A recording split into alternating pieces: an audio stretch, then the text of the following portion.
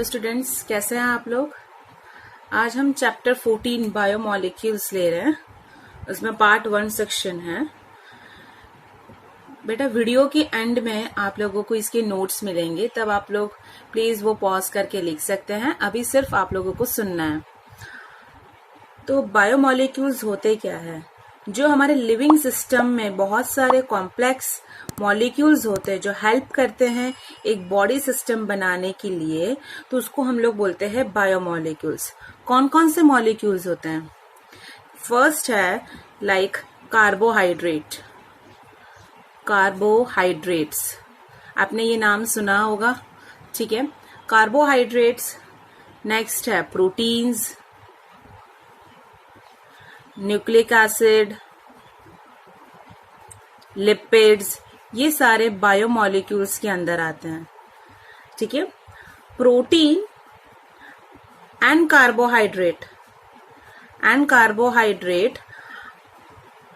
are essential constituent of our food, and these biomolecules interact with each other and constitute the molecular logic of life processes for the continuity of our action.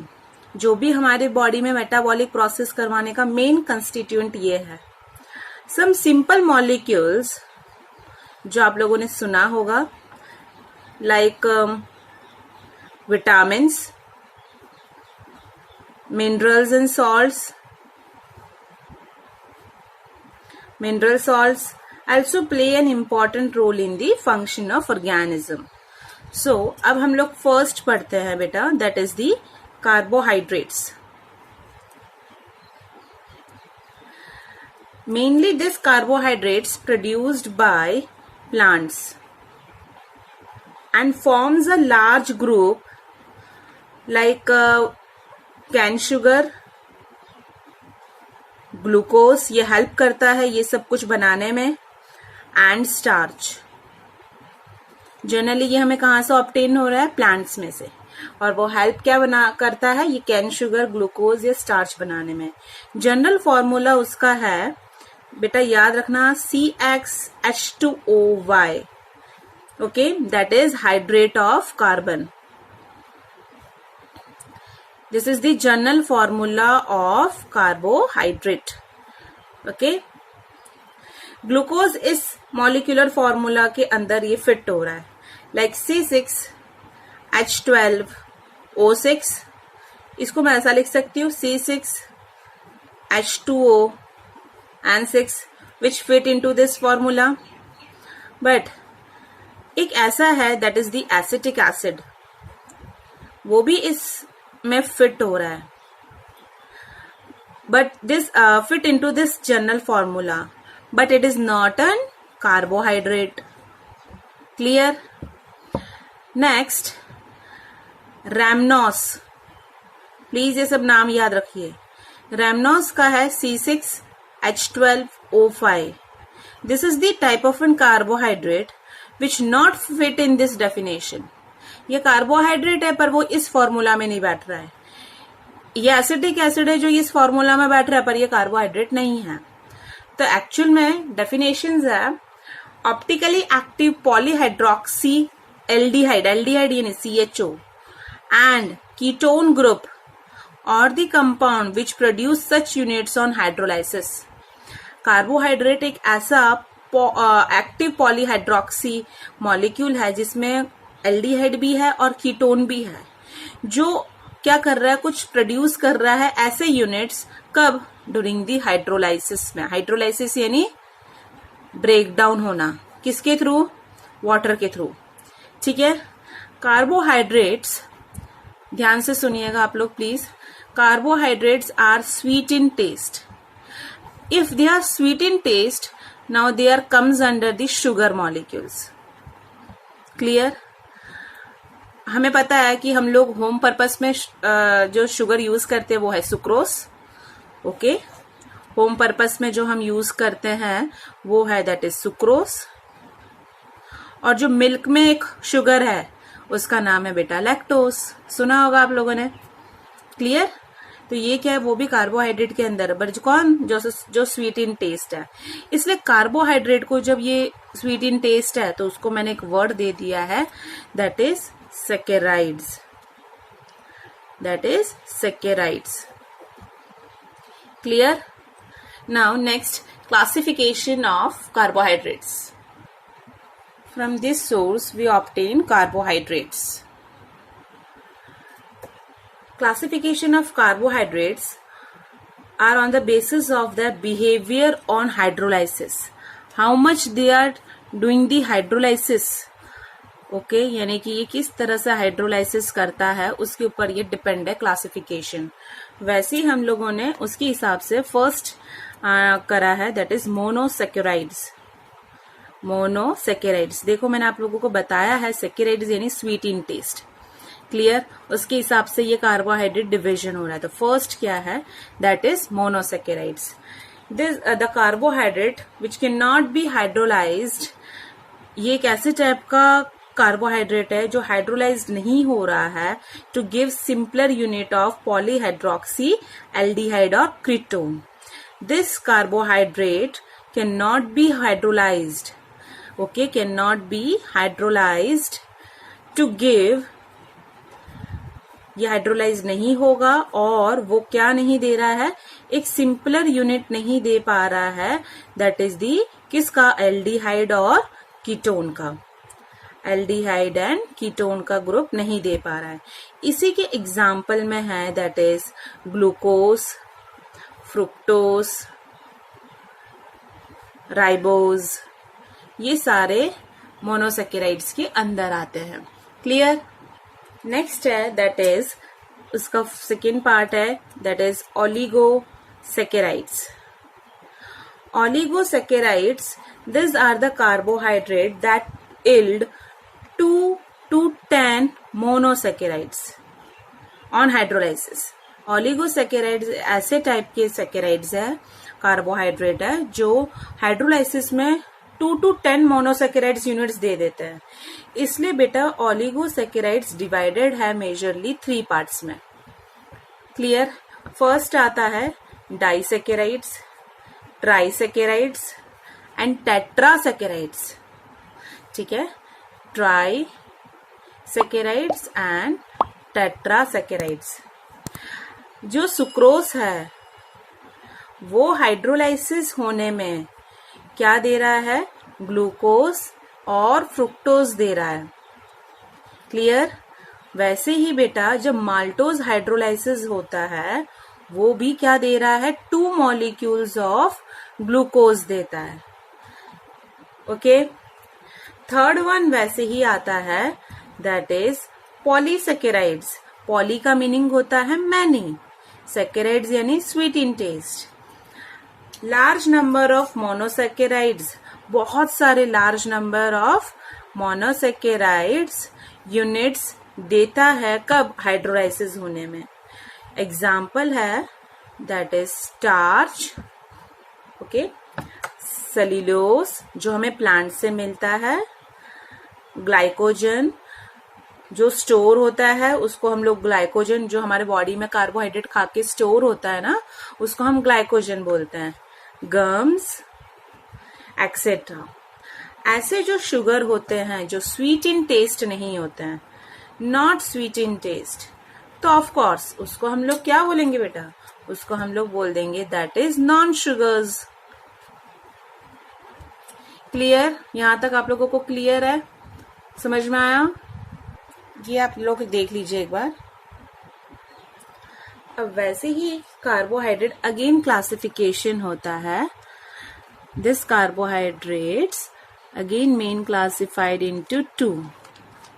ठीक है, sugar के हिसाब से reducing sugars and non reducing sugar. ऐसे carbohydrate जो reduced हो जाते हैं, यानी अपनी क्वालिटी, अपना बॉन्डिंग तोड़ के, वो किसके साथ, जब वो फैलिंग, ये एक सोल्यूशन का नाम है, फैलिंग सोल्यूशन या टॉलेंस रिएजेंट। ठीक है, ये जब हम उसमें ऐड करते हैं तो वो रिड्यूस्ड हो जाते हैं, उसको हम लोग बोलते हैं रिड्यूसिंग शुगर। एग्जाम्पल हम लोग ले लेते हैं monosaccharide, that is maltose and lactose. Clear. Non reducing में है रिड्यूसिंग ग्रुप ऑफ मोनोसेकेराइड्स। कौन सा होगा? reducing group of mono, that is the aldehyde and ketone. Reducing group of monosaccharide, that is aldehyde or ketonic group, are bonded. Starch, okay, cellulose जो हमें plant से मिलता है, ग्लाइकोजन जो store होता है उसको हम लोग ग्लाइकोजन, जो हमारे बॉडी में कार्बोहाइड्रेट खा के स्टोर होता है ना, उसको हम ग्लाइकोजन बोलते हैं, गम्स एक्सेट्रा। ऐसे जो शुगर होते हैं जो स्वीट इन टेस्ट नहीं होते हैं, नॉट स्वीट इन टेस्ट, तो ऑफ कोर्स उसको हम लोग क्या बोलेंगे बेटा? उसको हम लोग बोल देंगे that is non sugars. Clear? यहां तक आप लोगों को क्लियर है? समझ में आया? ये आप लोग देख लीजिए एक बार। अब वैसे ही कार्बोहाइड्रेट अगेन क्लासिफिकेशन होता है। This carbohydrates again main classified into 2, ठीक है, शुगर के हिसाब से, reducing sugars and non reducing sugar. ऐसे कार्बोहाइड्रेट जो रिड्यूस्ड हो जाते हैं, यानी अपनी क्वालिटी, अपना बॉन्डिंग तोड़ के, वो किसके साथ? जब वो फैलिंग, ये एक सोल्यूशन का नाम है, फैलिंग सोल्यूशन या टॉलेंस रिएजेंट, ठीक है, ये जब हम उसमें ऐड करते हैं तो वो रिड्यूस्ड हो जाते हैं, उसको हम लोग बोलते हैं रिड्यूसिंग शुगर। एग्जाम्पल हम लोग ले लेते हैं monosaccharide, that is maltose and lactose. Clear. Non reducing में है रिड्यूसिंग ग्रुप ऑफ मोनोसेकेराइड्स। कौन सा होगा? reducing group of mono, that is the aldehyde and ketone.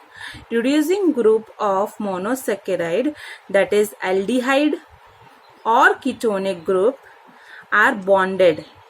Example इसके अंदर हम लोग लेते हैं that is disaccharide, that is sucrose. Clear? अब वैसे ही हम लोग उसको मेन, अब आगे डिटेल में हम लोग पढ़ते हैं।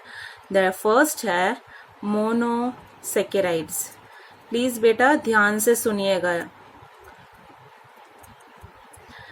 This are classified on the basis of number of carbon atoms.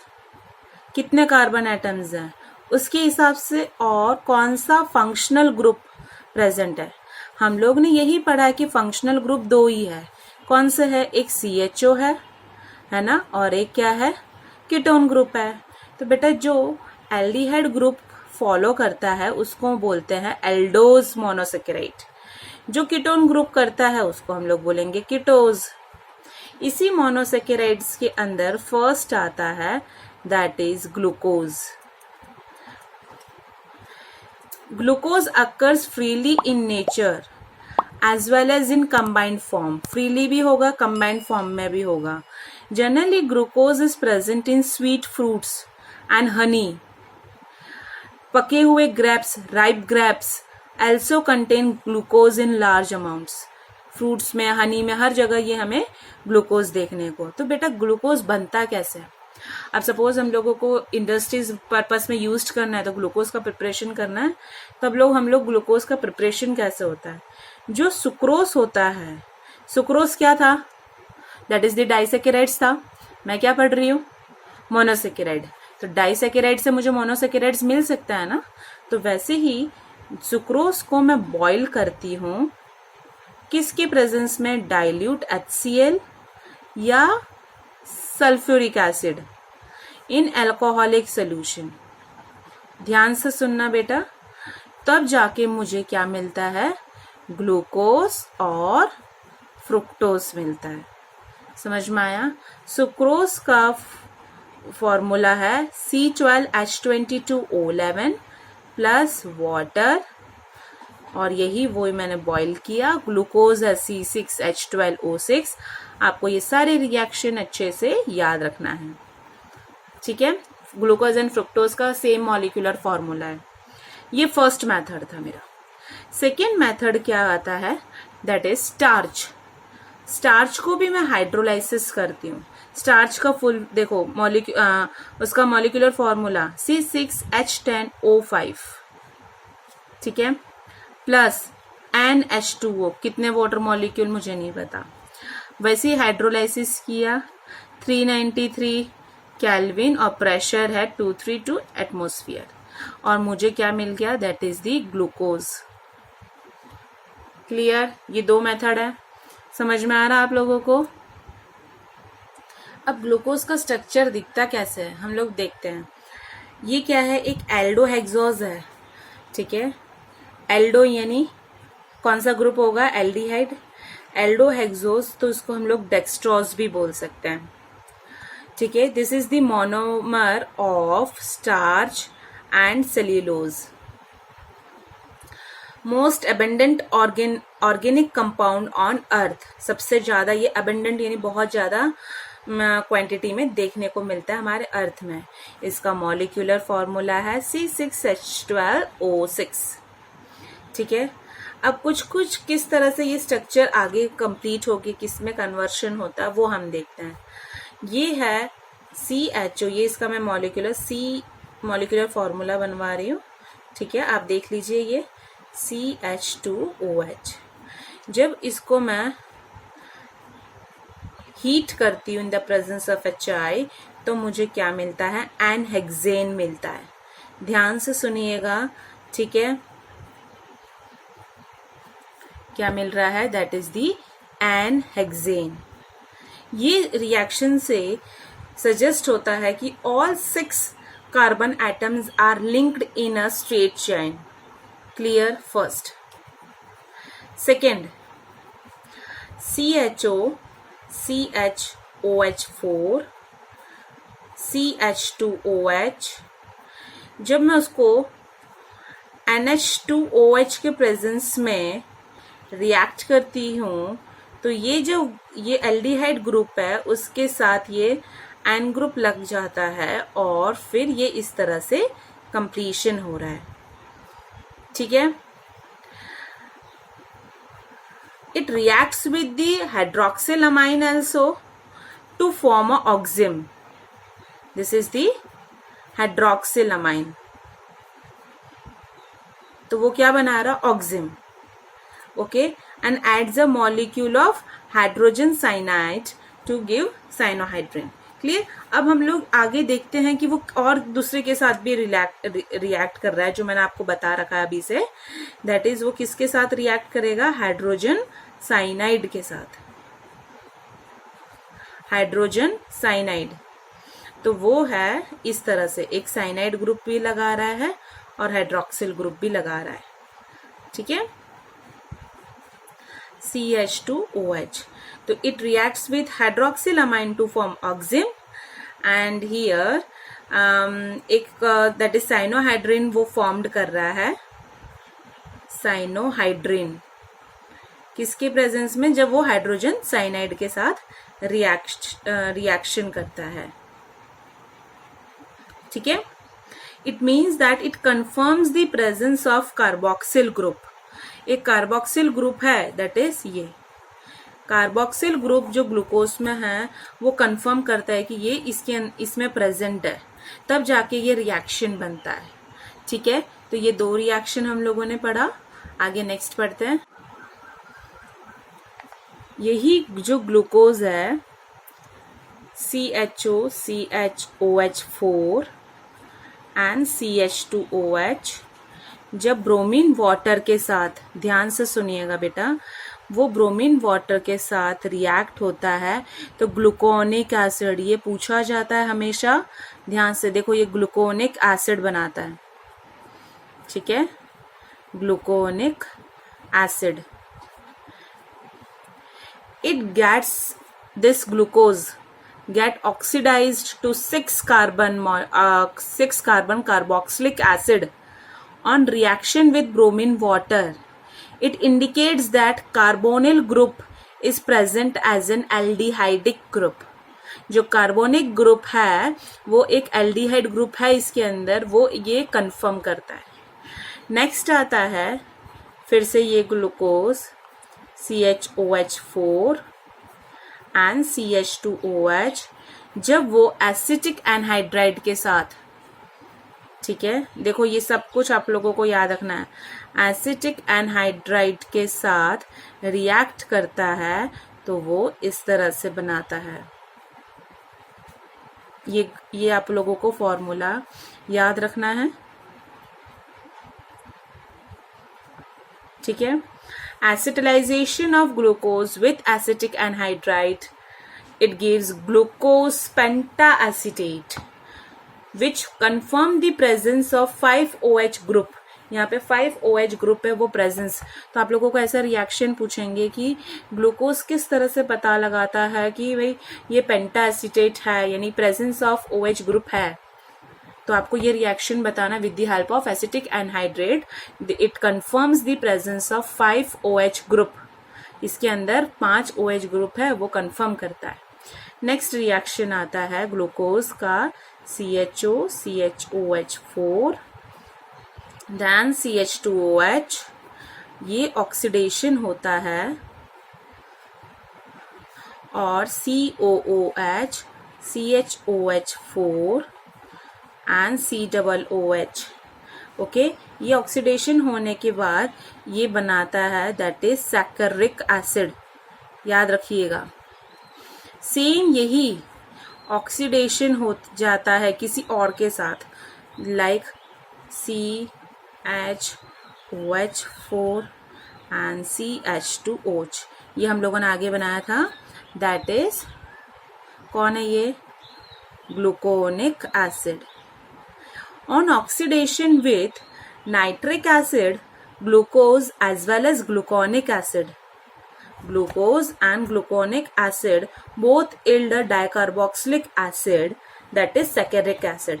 It indicates the presence of a primary alcoholic group in glucose. ये क्या बता रहा था, OH ग्रुप, तो ये क्या है, primary alcoholic group in glucose है, वो ये रिएक्शन बताता है। तो बेटा ये क्वेश्चंस है, आप लोगों को ये क्वेश्चंस लिखने हैं और लर्न करना है।